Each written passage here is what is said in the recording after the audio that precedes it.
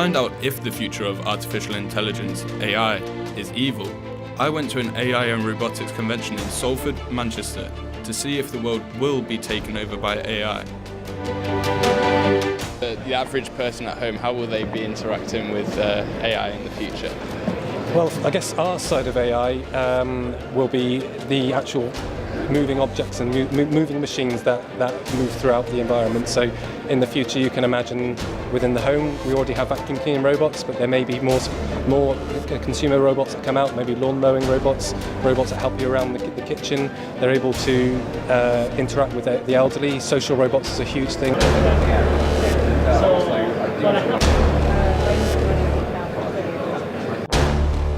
Trying to get humans out of radioactive environments, trying to mean that you don't have to put humans into air-fed suits, which are horrible to work in, and instead you can put a robot in there and you can control it remotely. You can even use VR, so you can have like a virtual workspace.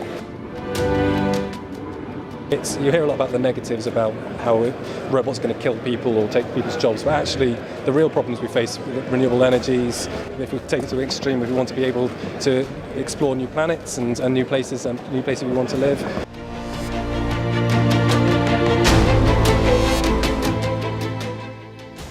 It's a robot called Solo. Yeah, so it's a four-wheel vehicle.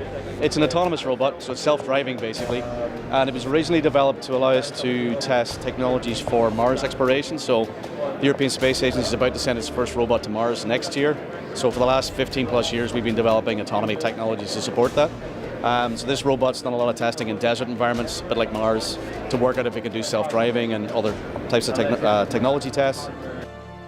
The cutting-edge technology of today will find new applications and jobs will be lost. This has been the case during every industrial revolution and will be the case with AI, but new jobs have always replaced old ones. We can't avoid it. It will impact on work, and there will be jobs that are done today which won't be done by humans in the future. That's technical progress. It needs to go all the way down to the schools. How do we train people as they're growing up? They're not going to be able to necessarily go into a single job and do that for the rest of their lives. So we need to train them to be able to move between careers.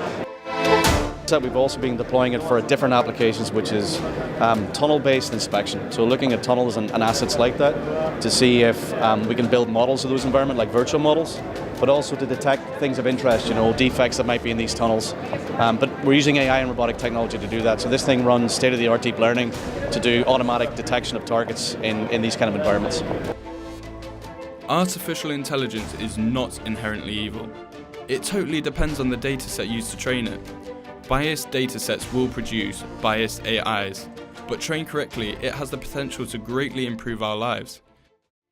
We have to be aware of the negative side of things, but there is all the tendency to focus on that and forget the fact that this technology has the potential to genuinely revolutionise the way we live our lives, but we have to be careful. So in that context, I think the question is what training data you're using for your artificial intelligence. So if you feed the wrong data to your system, then it will learn the wrong things. And so the question isn't really about how safe your AI is, it's about how appropriate the information that you're giving it is.